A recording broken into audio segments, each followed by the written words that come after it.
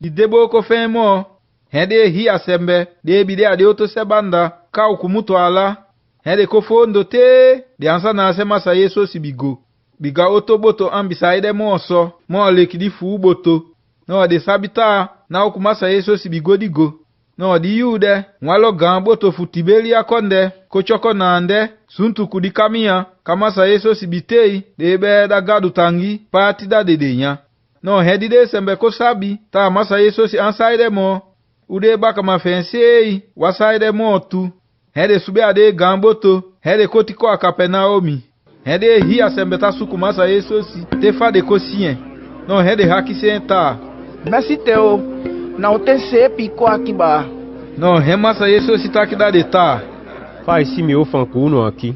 No, tu son dia dei. Wanta kulia mi baka. Furi unta fusu tande fombo woko. Mi tado aqui redie. Ma furi areta mi bidaunu. Di be unyan. Te be fu no fu. No, mi take. Ta wamusu ta binga. Fu un fendi di nyanyan di ta hounu. Fu un pisite no ede sembe. Ma be un binga. Fu un fendi di nyanyan di sambei. Un fendi di libi utego. Di nyanyan de. Midi kolibi sembe minha que no sadao no ei. Bigamino galo sita fiti. Fa da midi taki. Fudao no som asundi. No, hede piquenta. Weno fa musu du teno sadu de wo ko gado kefu. Hen a pique de tá. Di wo ko gado keno. Eno da fu musu bibi a mi. Di sembe di amanda ko aqui. Hede to na haki senta. Weno uma kayoleu. Fu sabita ai musu bibi. Isa du fombo woko kuma mose sino. Biga hebita de feste sembe fu nyanya de kai mana. Hini wandaka. Ude nya adi gan sabana. Kuma fadi buku takita. Gadu konde be adade de nya. Non isa du so wansodi tu non. Remassa Yesu si pique de tá. De sembe.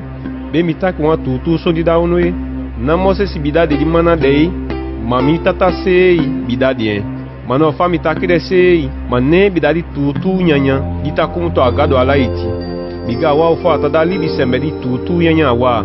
Henda disembe aki, di kumutu nenya la, no hebumbu mo di mana. Biga hesambe isembe fendi di tutu libi, di de utego. Hende ta. Weno Merci Teo, tide wante fi seti daudi nyanya de. Fu satanya menomo. No, remassa Yesu si pique de tá. Vai kai. Miwe da di nyanya di isi mitataki de. Dita da sembe libi utego. Biga wan sembe ikwa mi. No hatifi hangi na wasondi mo. Tabibi a miliba. No de watasei kisi mo. Biga yo de bobo. Mano adeleti kuma fami bitake da unu de ka. Ontasi mi fami de. Ma wanta ke pikita gadu hemanda mi kwaki. Ma fami fande sei. Ma hi de sembe. De mitata. Gadu tadami. No de tuo kwa mi nomo. No di sembe di kwa mi. Mau ya kemonso. Biga fami kumuto alibala kwa ki de sembe. Ma ko mi du kuma fami kei. Ma mi ko mi du de sondi.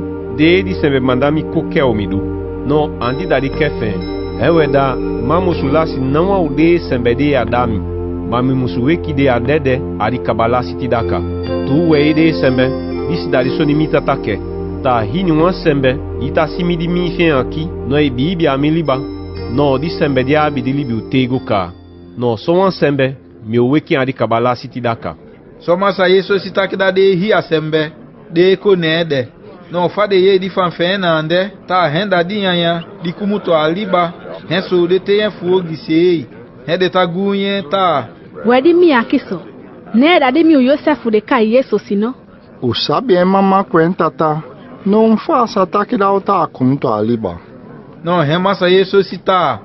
De sembeu, onde está de gunha ta gunha minandei, biga não a sembe sa koami, na mi tata di mandami koaki, hayeko.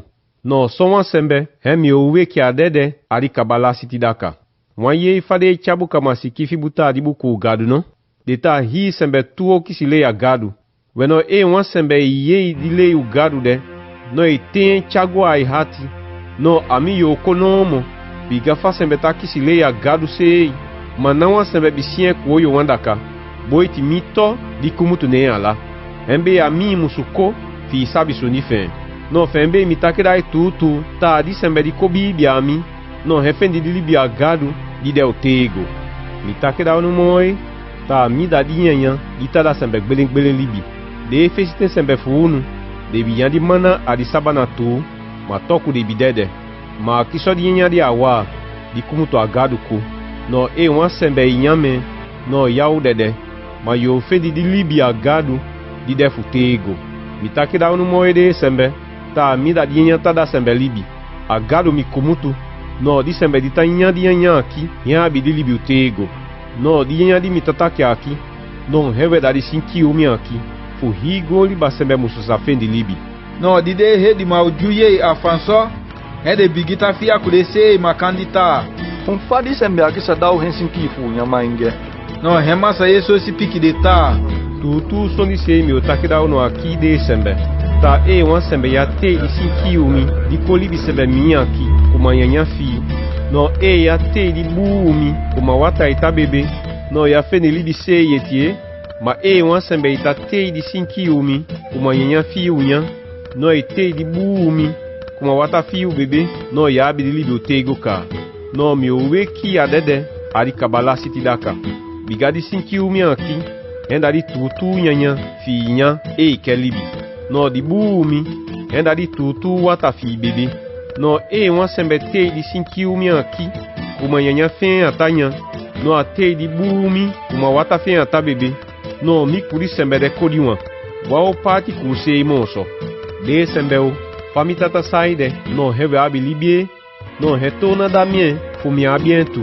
No remanda mi kwaki. No wan sembe te mi kuma nyanya fin atanya. No di sembe de, hemi oda di libi de tue. Pembe imita mi da di nyanya. Di kumuto agado ala, di tada sembe libi. Ande kuma di mana, di de fesite sembe fuunu binya. Di gawe de bidede. Ma wan sembe nya di nyanya akiso. Hewa bi di libi utego. No aso fasi masa yeso si. Ale de sembe adike iko su de jo akapa Naomi. No fade sembe de bitawaka masa yeso si baka. Ye di fa afande. No heso meni ude ta. Mainge. Andi da de sonya ta lede. Amertika utedi. Mano masa yeso si sabika. Ta so de tafan. No he afan kude ta. Kwedi soni mitaki de. Hetanga da onu fun te sono.